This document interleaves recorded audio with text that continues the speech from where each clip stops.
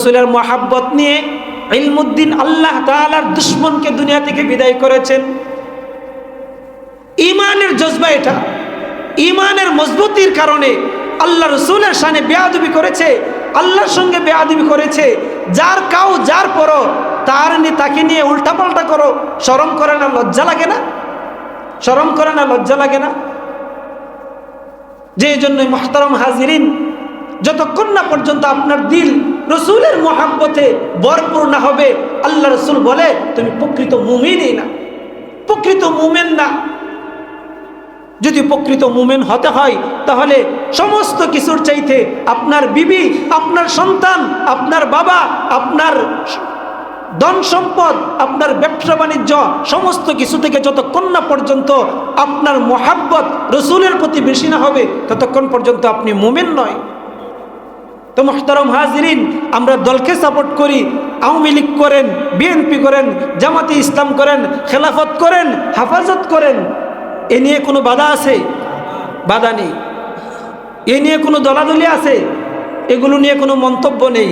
কিন্তু আমরা মুসলমান, আল্লাহ তাআলা আপনাকে আমাকে সৃষ্টি করেছেন, আল্লাহ তাআলার অসংখ্য নিয়ামত দিয়ে আপনাকে আমাকে লালন করতেছেন, আল্লাহর দেওয়া নিয়ামত ভোগ করতেছি, আল্লাহর দেওয়া অক্সিজেন গ্রহণ করতেছি, আল্লাহর দেওয়া অসংখ্য অগণিত নিয়ামতের উপর থেকে আল্লাহ তাআলার সঙ্গে বেয়াদবি করা, আল্লাহর রসুলের সঙ্গে বেয়াদবি করা মুসলমানরা সইতে পারে না, মুসলমানরা বরদাস্ত করতে পারে না। সুতরাং বাংলার জমিনে যদি কেউ কোনো কুলাঙ্গার আল্লাহর রসুলকে নিয়ে কটাক্ষ করে, ব্যঙ্গ করে, এইটা আমরা কোনোদিন মানতে পারবো না। দল আপনি যাই করেন করেন, কিন্তু রসুলকে নিয়ে কথা বলবেন, আপনি আমি মুসলমান হিসাবে যদি আপনার দিলের মধ্যে রক্তকরণ না হয়, রসুলের মুহাব্বতে যদি আপনার দিল না কাঁদে, তাহলে আপনি মুসলমানই নয়, আপনি মুসলমানই হতে পারবেন না। যাই করেন রসুলকে নিয়ে কটাক্ষ করবেন, আপনি আমি ব্যক্তি হিসাবে আমাকে মারেন, কাটেন, বকা দেন, আমি কিছু বলবো না, কিন্তু আমার সামনে রসুলকে নিয়ে গালি দিবেন, আল্লাহকে নিয়ে কটাক্ষ করবেন, আমার শরীরে এক ফোঁটা রক্ত থাকতেও আপনাকে আমি ছাড়বো না, ধরাশয় করে ছাড়বো ইনশাআল্লাহ।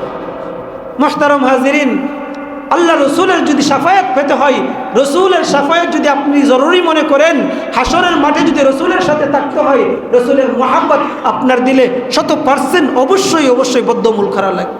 ইব্রাহিম ওয়া আলা আলি ইব্রাহিম ইন্নাকা হামিদুম মাজিদ। আলহামদুলিল্লাহ রব্বুল আলামিনের দরবারে লাখো কোটি শুকর ও সুজুদ যে মহান রব্বুল আলামিন আমাদেরকে পবিত্র জুমার দিন সলাতুল জুমার নামাজ আদায় করার জন্য আল্লাহর ঘর মসজিদে আগে আগে আসার বসার তৌফিক দান করেছেন। এজন্য অন্তরের অন্তরস্থল থেকে একবার জোরে সোরে কালিমাতুশ শুকর আদায় করে আলহামদুলিল্লাহ। আমি আপনাদের খিদমতে যে আয়াতে কারিমা তেলাওয়াত করেছি, রব্বুল আলামিন বলেন, ইন্নাল্লাযীনা আমানু ওয়া আমিলুস সালিহাতি কানাত লাহুম জান্নাতুল ফিরদাউসি নুজুলা।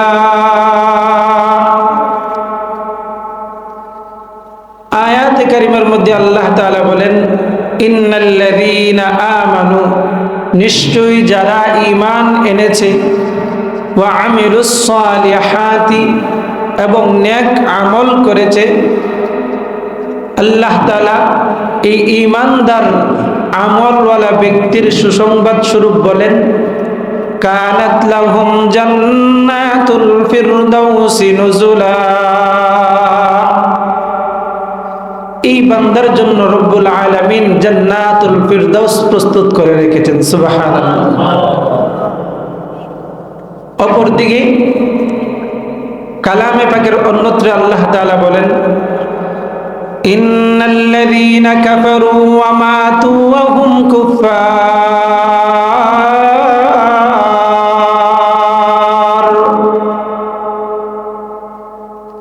যারা নিশ্চয়ই যারা কাফের আর কাফের অবস্থায় মৃত্যুবরণ করেছে, নিশ্চয়ই যারা কাফের বেঈমান আর বেঈমান অবস্থায় কুফরি অবস্থায় কুফর নিয়ে মৃত্যুবরণ করেছে, তাদের জন্য রব্বুল আলামিন বলেন তাদের জন্য রয়েছে আল্লাহ তাআলার চিরস্থায়ী জাহান্নাম। মানুষের দলেই হবে দুইটা, মৃত্যুর পর মানুষের দলেই হবে দুটা, একটা হবে জান্নাতীদের দল আর একটা হবে জাহান্নামীদের দল। ফারিকুম ফিল জান্নাতি ওয়া ফারিকুম ফিস সাঈর, একদল জান্নাতি আর একদল হবে জাহান্নামী। দুনিয়ার জমিনের মানুষের মধ্যেও দুইটা দল, বিশেষত দুইটা দল, একদল হলো ঈমানদার আর একদল হলো বেঈমান। দুনিয়ার জমিনেও দেখা যায় একদল হলো ঈমানদার আর একদল হলো বেঈমান। এই দুইটা দল কিয়ামতের মাঠেও থাকবে। কিয়ামতের মাঠেও একদল থাকবে ঈমানদারদের দল আর একদল থাকবে কাফের মুশরিকদের দল। দুনিয়ার জমিনে যারা ঈমানদার, ঈমানের উপর অটল অবিচল থাকার জন্য প্রাণপণে চেষ্টা করতেছে, তাদের উপর নির্যাতন নিপীড়ন, তাদেরকে বিভিন্নভাবে বিভিন্ন প্রক্রিয়ায় কষ্টে নিপীড়িত করার জন্য সর্বত্রই সর্বক্ষণ চেষ্টা চলতেছে। যে ঈমানদারদেরকে কিভাবে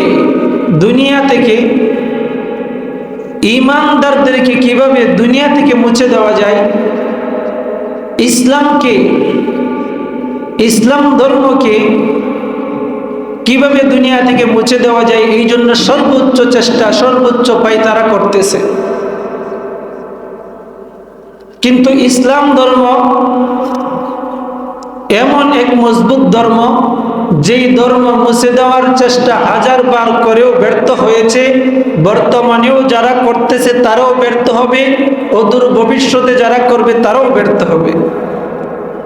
কারণ কোরআন তো হলো আল্লাহ তাআলার কালাম, আল্লাহ তাআলার বাড়ি কালামকে যারা মুছে দেওয়ার চেষ্টা করছে, পূর্বে করেছিল, ভবিষ্যতে করবে, কেউই আল্লাহ তাআলার কালামকে মুছতে পারবে না।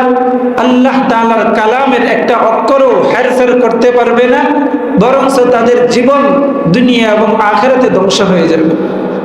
আল্লাহ তাআলা কালামে পাকের মধ্যে বলেন, ইন্না নাহনু নাযালনা যিকরা ওয়া ইন্না লাহু লাহাফিজুন।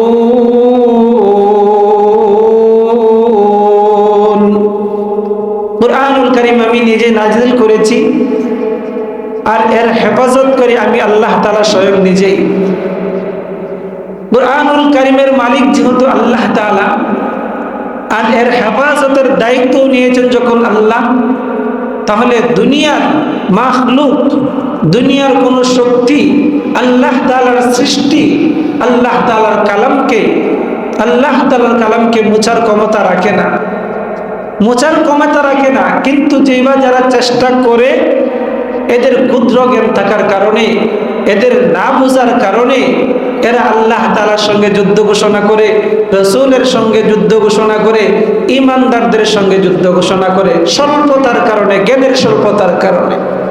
দুনিয়া হলো এমন এক জায়গা, যেই জায়গায় চলতে গেলে, যেই জায়গায় জীবনযাপন করতে গেলে, ঈমানের উপর চলতে হলে আপনার প্রতিটা কদমে আপনার জন্য বাধা হয়ে দাঁড়াবে।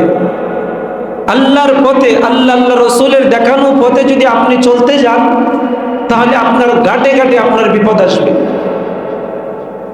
কেমন বিপদ আসবে? যে কাঁটাযুক্ত জঙ্গল, যেই জঙ্গলের মধ্যে প্রচুর পরিমাণ কাঁটা থাকে, সেই জঙ্গল অতিক্রম করলে শরীরে অবশ্যই কাঁটা বাজে। শরীরে না বাজুক, কাপড়ে হলেও বাজে। কাঁটার আঁচড় বা আঘাত ছাড়া জঙ্গল পাড়ি দেওয়া সম্ভব হয় না। কিন্তু কেউ যদি চায় যে আমি সতর্কতার সঙ্গে এই বিশাল জঙ্গল পাড়ি দিব, তাহলে সে অবশ্যই কাঁটার আঘাত বেঁধে রেখে এই অন্ধকারাচ্ছন্ন জঙ্গল পাড়ি দেওয়া তার জন্য কাঁটাযুক্ত জঙ্গল পাড়ি দেওয়া তার জন্য সম্ভবপর হবে যদি সতর্কতা অবলম্বন করে।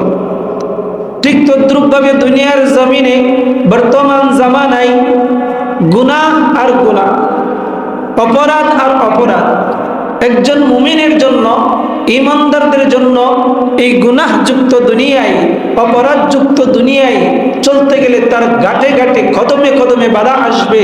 সে যদি চায় যে আমি ওই কাঁটাযুক্ত জঙ্গল পাড়ি দিলে যেই রকম সতর্কতা অবলম্বন করা দরকার, আমি ওই গুনাহযুক্ত দুনিয়াকে পাড়ি দিব, কিন্তু আমাকে এভাবে সতর্ক হওয়া দরকার। যদি সতর্কতা অবলম্বন করে তাহলে সম্ভব হবে। একটা দল হলো কাফেরের দল, আরেক দল হলো মুমিনের দল।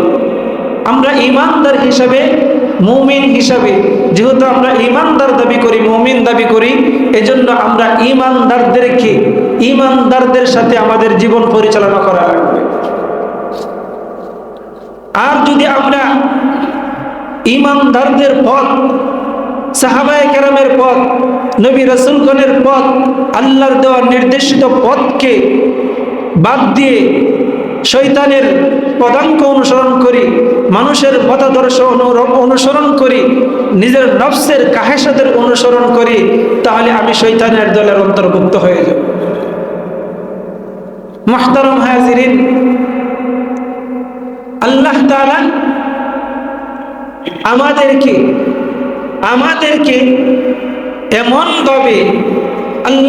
আমাদেরকে এমনভাবে পরীক্ষা করতেছেন যে আল্লাহ রাসূল সাল্লাল্লাহু আলাইহি ওয়াসাল্লাম বলেন যে শেষ জামানা তো এমন সময় আসবে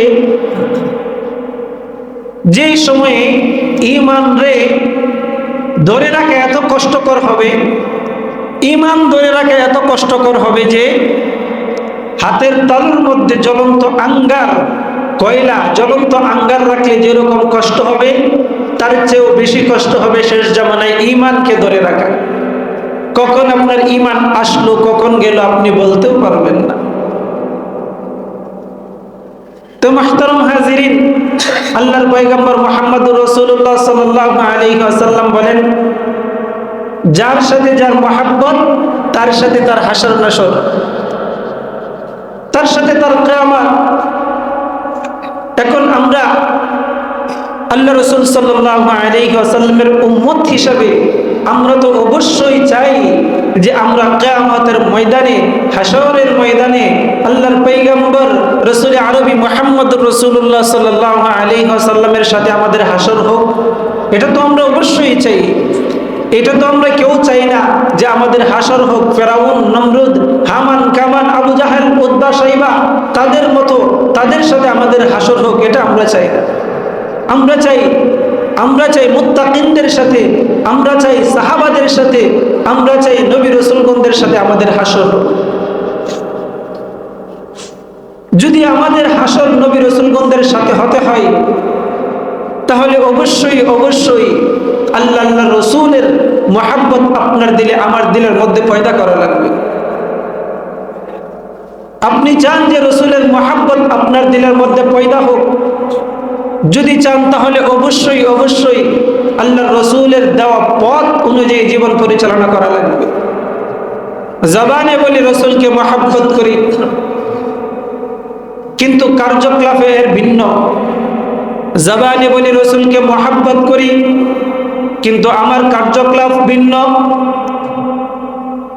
আমার আচরণ আল্লাহ রসুল সাল্লাল্লাহু আলাইহি ওয়াসাল্লামের তরিকা অনুযায়ী হয় না, আমার কথা বলা রসুলের তরিকা অনুযায়ী হয় না, আমার চলাফেরা রসুলের তরিকা অনুযায়ী হয় না, আমার পোশাক পরিধান করা রসুলের তরিকা অনুযায়ী হয় না, আমার কানাপিনা রসুলের তরিকা অনুযায়ী হয় না, আমার ঘুমে যাওয়ার অবস্থায়, ঘুমন্ত অবস্থায়ও আমার রসুলের তরিকা অনুযায়ী হয় না। ইস্তিনজায় যান, বাজারে যান, মসজিদে আসেন, যে কোনো পদক্ষেপ আপনি অবস্থান যান না কেন, যে কোনো অবস্থাতেই আপনি থাকেন না কেন, রসুলের সুন্নতকে অনুসরণ করা যায় কিনা? অবশ্যই যায়। কিন্তু দেখা যায় আমার লেবাসের মধ্যে রসুলের তরিকা নেই, আমার কথাবার্তার মধ্যে রসুলের তরিকা নেই, খাবার খাইতেছি রসুলের তরিকা অনুসরণ করি না, ওযু ইস্তিনজা করতেছি রসুলের তরিকা অনুসরণ করি না, বাজারে যাচ্ছি রসুলের তরিকা অনুসরণ করি না, মসজিদে আসতেছি রসুলের তরিকা অনুসরণ করি না, আমার পরিবার নিয়ে জীবনযাপন করতেছি কিন্তু রসুলের তরিকাকে বাদ দিয়ে নিজের নফসের কাহেসাত, নিজের নফসের চাহিদা অনুযায়ী জীবনযাপন করতেছি। আবার দাবিও করতেছি যে আমরা রসুলের উম্মত, রসুলের সাথে আমাদের হাসর হোক, রসুলের সাথে আমাদের হাসর হোক, সেটা দাবি করি। কিন্তু রসুলের সাথে যদি আপনার হাসর হতে হয় তাহলে রসুলের মহাব্বত তো আপনার দিলের মধ্যে পয়দা করা লাগবে, রসুলের মহাব্বত দিয়ে আপনার দিলকে ভরপুর করা লাগবে। আল্লাহর পয়গম্বর অপর এক হাদিসের মধ্যে বলেন, লা ইউমিনু আহাদুকুম হাত্তা আকুনা আহাব্বা ইলাইহি মিন ওয়ালিদিহি ওয়া ওয়ালাদিহি ওয়ান নাসি আজমাইন। প্রকৃতপক্ষে মুমিন ততক্ষণ পর্যন্ত তুমি হতে পারবে না যতক্ষণ পর্যন্ত তোমার সন্তান সন্ততি পিতা মাতা থেকে আমার মহাব্বত তোমার দিলে বেশি না হবে। আপনার ঈমান আপনি পরীক্ষা করেন, আপনার ঈমান আপনি পরীক্ষা করেন যে আপনার সন্তানের চাইতে কি আপনার রসুলের মহাব্বত বেশি কিনা।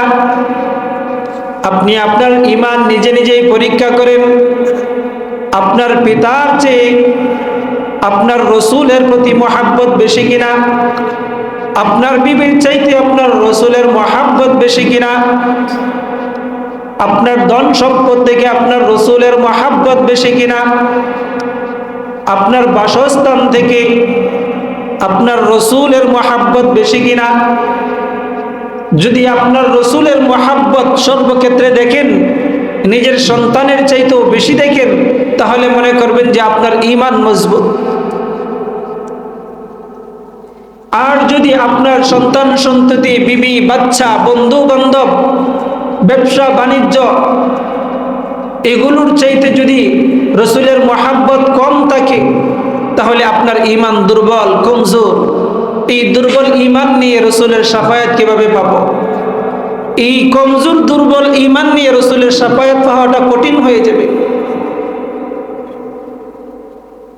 কিয়ামতের মাঠে প্রত্যেক রসুলগণকেই আল্লাহ তাআলা জিজ্ঞাসিত করবেন, প্রত্যেক উম্মতকেও আল্লাহ তাআলা জিজ্ঞাসা করবেন। আল্লাহ তাআলা কালামে পাকের মধ্যে বলেন, ফালানাসআলান্নাল্লাযীনা উরসিলা ইলাইহিম ওয়া লানাসআলান্নাল মুরসালিন।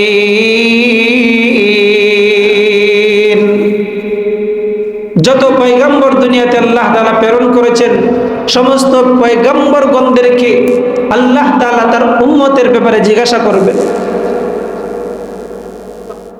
যখন আপনার আমার নবীকে আপনার ব্যাপারে, আমার ব্যাপারে আল্লাহ তাআলা জিজ্ঞাসা করবেন, তখন আপনার ব্যাপারে, আমার ব্যাপারে আমার পয়গম্বর, আপনার পয়গম্বর কি জবাব দেবেন? আপনি তো দাবি করেন, আমি তো দাবি করি, আপনি আর আমি আল্লাহ তাআলার, আল্লাহ রসুলের উম্মত, কিন্তু আপনি আর আমি দাবি করি উম্মত, কিন্তু রসুলের আদর্শ, রসুলের সুন্নতকে কতটুকু অনুসরণ করি, কতটুকু করি? কি জবাব দেবে রসুল? আপনার ব্যাপারে কি সুপারিশ করবে?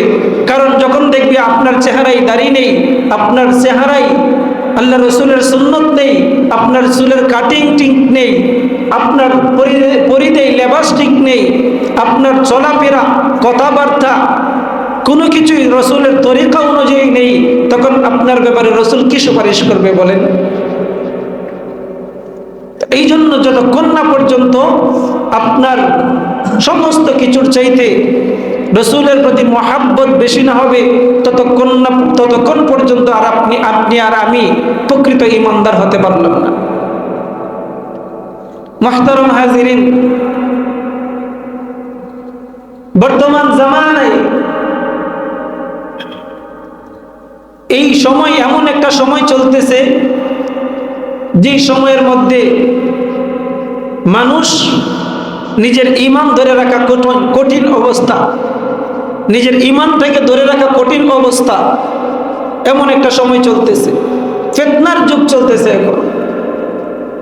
পৃথিবীর প্রান্তে প্রান্তে, জমিনের আনাচে কানাচে, গলিতে গলিতে আজকে ফিতনা আর ফিতনা। এই ফিতনা থেকে যদি আপনাকে আমাকে বাঁচতে হয়, তাহলে অবশ্যই অবশ্যই রসুল আরবি মুহাম্মদুর রাসূলুল্লাহ সাল্লাল্লাহু আলাইহি ওয়াসাল্লামের দেখানো পথ, আল্লাহ তাআলার দেওয়া নির্দেশিত পথকে মজবুতভাবে আঁকড়ে ধরা লাগবে। যদি মজবুতভাবে আঁকড়ে ধরতে পারি, তাহলে অবশ্যই অবশ্যই আপনার আমার দুনিয়ার এবং আখিরাতের পথ সুগম হয়ে যাবে। মুহতারাম হাজিরিন, আজকে মেম্বরে বসেছি, কিন্তু দিলের মধ্যে খুব ব্যথা, দিলের মধ্যে ব্যথা, অনেক ব্যথা। কথাগুলো না বললেও না হয়। অনেকেই জানেন, অনেকেই জানেন না। সবাই তো আর নিউজ নিয়ে বসে থাকেন না, পেপার পত্রিকা নিয়ে বসে থাকেন না, বা বড় ফোন ইউজ করেন না। বর্তমান সময়ের যে বড় ফিতনা চলতেছে, সেই ফিতনা হলো বাদ্যবাজনা নিয়ে, গান বাদ্যবাজনা নিয়ে বড় ফিতনা চলতেছে। কেমন ফিতনা চলতেছে? চলমান ফিতনার মুখপত্র হলেন বাউল শিল্পী আবুল সরকার। বর্তমান চলমান সময়ের বড় ফিতনা বাউল শিল্পী, বলেন, বাউল শিল্পী আবুল সরকার। এটা আমাদের গ্রাম বাংলার ঐতিহ্য বলে কেউ চালিয়ে দেয়। গান আল্লাহ তাআলার ভাষায়, রসুলের ভাষায় গান হলো হারাম, গান বাদ্যবাজনা হারাম। কিন্তু সুশীল ব্যক্তিরা, কিছু সুশীল ব্যক্তিরা আছে, কুরুচির ব্যক্তিরা যারা, তারা এটাকে গ্রাম বাংলার ঐতিহ্য বলে চালিয়ে দিচ্ছে। তো গান যারা গাচ্ছে তাদেরকে কেউ ধরপাকড় করতেছে না। গ্রাম বাংলায় মাঠে গঞ্জে যারা গান নিয়ে ব্যস্ত, তাদের উপর দাঙ্গা হাঙ্গামা এগুলো কোনো কিছুই চলছে না। কিন্তু বর্তমান সময়ের যে ফিতনা, এই ফিতনার মুখপত্র হলেন আবুল সরকার। ইনি বিগত কয়েকদিন পূর্বে সরাসরি আল্লাহ তাআলাকে নিয়ে কটাক্ষ করেছেন। নাউজুবিল্লাহ বলবেন না? সরাসরি আমাদের মালিক রব্বুল আলামিনকে নিয়ে কটাক্ষ করেছেন। কি বলেছেন? কি বলেছেন তিনি? শুনবেন? বলবো? বলার তো দরকার, খুব খেয়াল করে বুঝবেন, ধারাবাহিকভাবে কথাগুলি বলবো। প্রথমে আমি একটা উদাহরণ দিচ্ছি। আবুল সরকার আল্লাহ তাআলাকে নিয়ে কটূক্তি করে যে কথাগুলি বলেছে, যে চারটা কথা বলেছে, আল্লাহ তাআলা নাকি বলেছে যে আউয়ালু মা খালাকাল্লাহু মিন নূরি, আউয়ালু মা খালাকাল্লাহু মিন ইশক, আউয়ালু মা খালাকাল্লাহু মিন আরশ। এইগুলো কথা, এই যে সমস্ত কথাগুলি আল্লাহ তাআলার উপর চালিয়েছে। আর এই কথাগুলি বলার পর সে বলতেছে যে আল্লাহ তাআলার এক জবানে কয় রকমের কথা বলে। নাউজুবিল্লাহ বলবেন না? আল্লাহ তাআলার জবান কয়টা? আল্লাহ তাআলার এক জবানে কয় রকমের কথা বলে?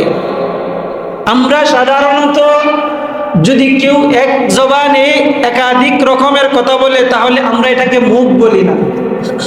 তাহলে আল্লাহ তাআলার মুখ কয়টা? আল্লাহ তাআলার এটা মুখ না অন্য কিছু?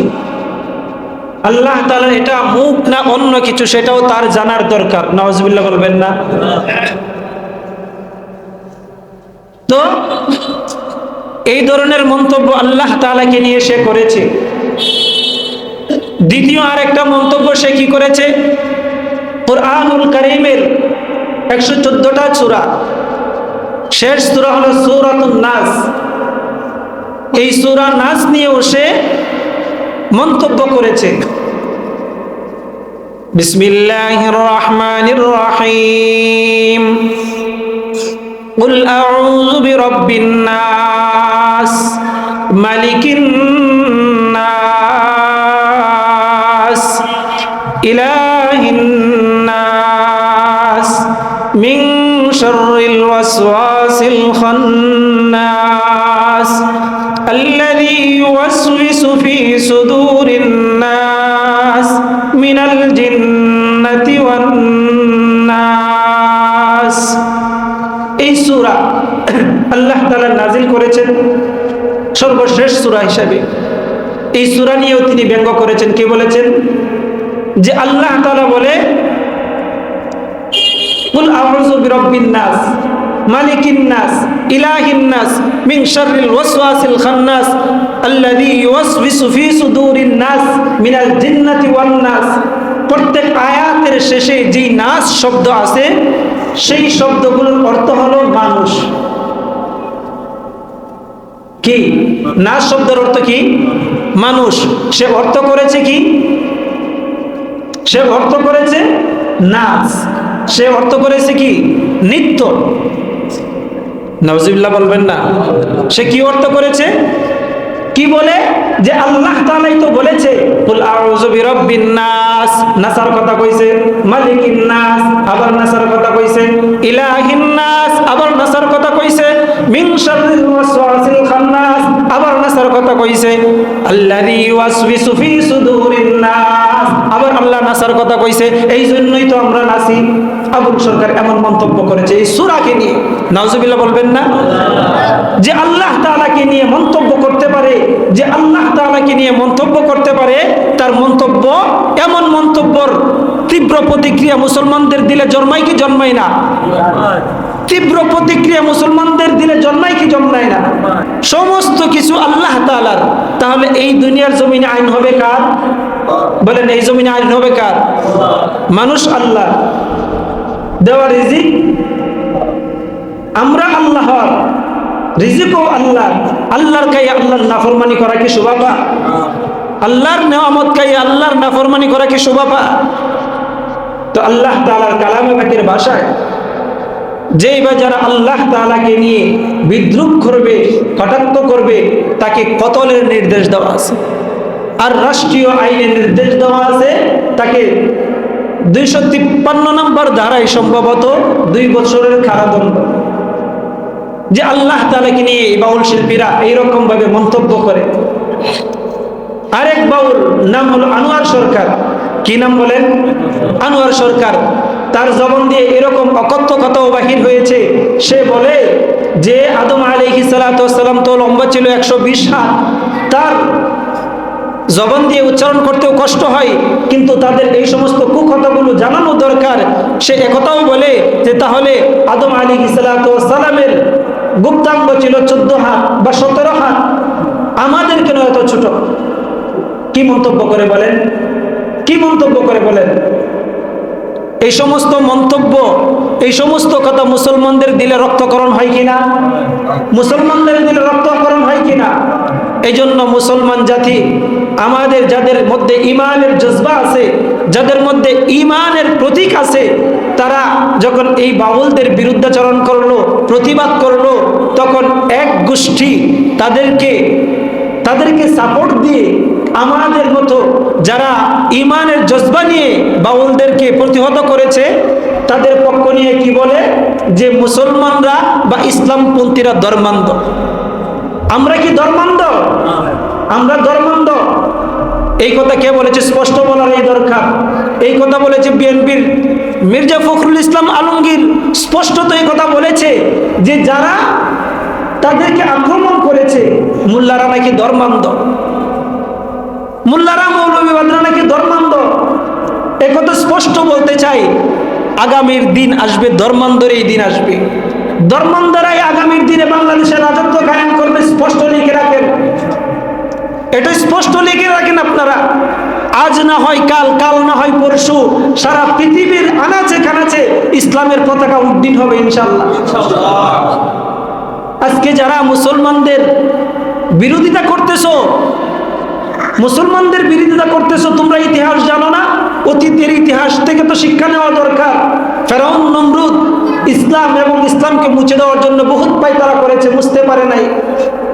আবু জাহেল, উতবা, সাইবা তারাও বহুত চেষ্টা করছে ইসলামকে মুছে দেওয়ার জন্য, ইসলামের কালেমাকে মুছে দেওয়ার জন্য, কিন্তু ইসলামের কালেমা আজও অবশিষ্ট আছে, কিয়ামত পর্যন্ত অবশিষ্ট থাকবে।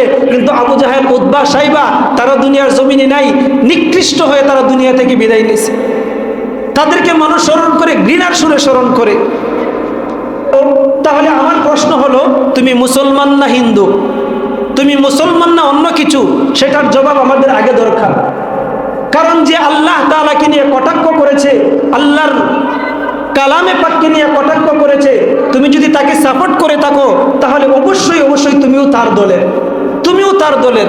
রসুলের ভাষ্য অনুযায়ী আল মারউ মা মান আহাব্বা, যে যাকে মোহাব্বত করে তার সাথে তার হাসর হবে।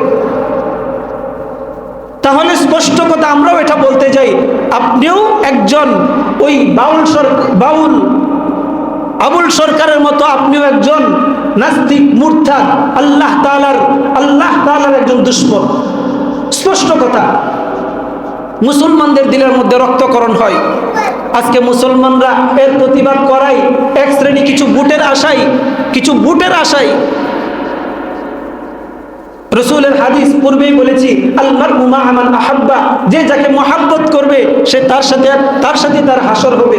আজকে আপনি রসুলের চেয়ে মহাব্বত বিএনপির দলকে করেন, তারেক রহমানকে করেন, মির্জা ফখরুলকে করেন। আপনি কি চান আপনার হাসর মির্জা ফখরুলের লগে হোক? দাড়ি ছাড়া, কাপড় উল্টানো ছাড়া সে মুসলমান কিনা সেটা জানা যাবে না, তার সাথে আপনার হাসর হোক, সেটা আপনি চান? কাপড় উল্টানো ছাড়া তার অবস্থান জানা যাবে না, সে মুসলমান না হিন্দু, তার চেহারা দেখে বোঝার সুযোগ নাই। আপনি দলীয়ভাবে কার সঙ্গে কাকে মহাব্বত করেন? দলের মহাব্বতে আপনি ইসলামিক এক দলকে আল্লাহ রসুলের শানে গস্তকি করেছে, আল্লাহ তাআলার কালামকে নিয়ে কটাক্ষ করেছে, এই তৌহিদি জনতাকে ধর্মান্ধ বলেন। আপনার পরিচয় তো এখনো অস্পষ্ট। মুহতারাম হাজিরিন, আমরা তো হলাম দুর্বল ইমানদার। আমাদের ইমান দুর্বল হওয়ার কারণে আজকে আমাদেরকে নিয়ে পায়তারা করে, আমাদেরকে নিয়ে ষড়যন্ত্র করে। বর্তমান জামানার সবচেয়ে বড় ফিতনা, গান করুক, সারা বাংলার কোথাও গানের জন্য বাধা দেয় না। কিন্তু তৌহিদি জনতা বাধা হয়েছে কোন কারণে? যখন আল্লাহ তাআলার শানে বেয়াদবি করেছে, যখন আল্লাহ তাআলার কালামকে নিয়ে গুস্তাখি করেছে, উল্টাপাল্টা কথা বলেছে, তখন তৌহিদি জনতা এ থেকে বিরত রাখার জন্য চেষ্টা করেছে। আর এটা নিয়ে একটা রাজনৈতিক একটা অবকাঠামো তৈরি করে দলাদলি শুরু হয়ে গেছে।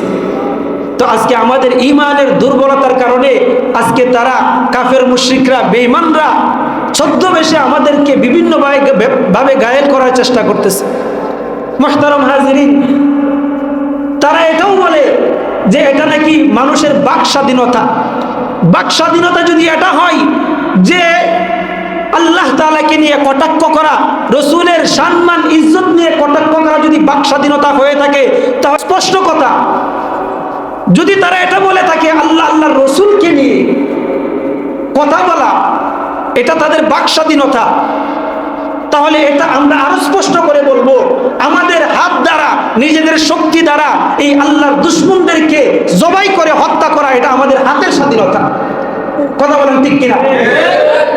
এটা আমাদের হাতের স্বাধীনতা। মুহতারাম হাজিরিন, আমাদের ইমানের দুর্বলতার কারণে আজকে তারা এই ধরনের আচরণ করে। দুঃখের বিষয়, পরিতাপের বিষয়, এই বাংলার জমিনে দীর্ঘ সময় ধরে ভারতের বিচার, ভারতের প্রণয়ন আইন বাংলাদেশে চলেছে। এখন আমেরিকার আইন প্রণয়ন করার জন্য সর্বোচ্চ চেষ্টা চলছে। আমাদের এই তন্ত্রমন্ত্রের দরকার নেই, আমাদের দরকার কোরআন সুন্নাহর আইন। বর্তমান সময়ে তাকে জেলে নেওয়া হয়েছে, নির্দিষ্ট ধারা অনুযায়ী তাকে 2 বছরের কারাদণ্ড তো দিবে। তার মুক্তির দাবির জন্য রাস্তায় নেমেছে বাউলরা, রাস্তায় নেমেছে আজকে। বর্তমান সময়ে তার বিচার কার্য শেষ করতে করতে বহুত সময়ের দরকার। এক সময় ফেসিজম আইন দিয়ে তাকে কি করবে? মুক্তি করে দেবে। এটা কোন কারণে? তন্ত্রমন্ত্রের আইনের কারণে। যদি আল্লাহর কালামের আইন জমিনে জারি থাকতো তাহলে এই গোশতকে, আল্লাহর দুশমনকে হত্যা করা হতো। হত্যা, একটাকে যদি ধরে হত্যা করা হতো তাহলে সারা জমিনের মধ্যে আর কোনো কুলাঙ্গার আল্লাহ রসুলের দুশমন কোনোদিন এই ধরনের দুঃসাহস করতো না। ভারতবর্ষেও একই অবস্থা ছিল। দীর্ঘদিন পূর্বের একটা ঘটনা বলে আমি কথা শেষ করে দিচ্ছি। বেশ কিছুদিন পূর্বে আল্লাহ রসুল সাল্লাল্লাহু আলাইহি ওয়াসাল্লামের নামে রঙ্গিলা রসুল নামে একটা বই প্রকাশ হয়েছিল ভারতে, মনে আছে? এই বই প্রকাশ হওয়ার পর মুসলমানদের দিলের মধ্যে রক্তকরণ শুরু হয়েছে। আল্লাহ নবীর সহধর্মিনীদেরকে নিয়ে বাজে মন্তব্য করেছে। এই রঙ্গিলা রসুল বই প্রকাশ করার পর বইকে লিখেছে, এটাকে গুপ্ত রেখেছে, গোপন রেখেছে, বইয়ের লেখকের নাম উল্লেখ করে নাই। কিন্তু এই বইয়ের প্রকাশক ছিলেন রাজপাল। মুসলমানরা যখন দেখলেন এই বই প্রকাশিত হয়েছে, মুসলমানরা প্রতিবাদের আওয়াজ তুললেন। সারা ভারতবর্ষের মধ্যে যখন আওয়াজ উঠল আল্লাহ রসুলের গুস্তাখির ব্যাপারে, আওয়াজ উঠল, তাকে গ্রেপ্তার করা হলো। কিন্তু ফ্যাসিজম আইনে, রাষ্ট্রীয় তাদের আইনে, ইংরেজদের শাসনে তাকে মুক্তি করে দেয়। তাকে মুক্ত করার পর মুসলমানরা আবার ফেসে ওঠে। মুসলমানরা বিচলিত হয়ে উঠলেন। আল্লাহর একজন দুশমন, আল্লাহ রসুলের দুশমন, সে ফ্যাসিজম আইনে মুক্তি পেয়ে যায়।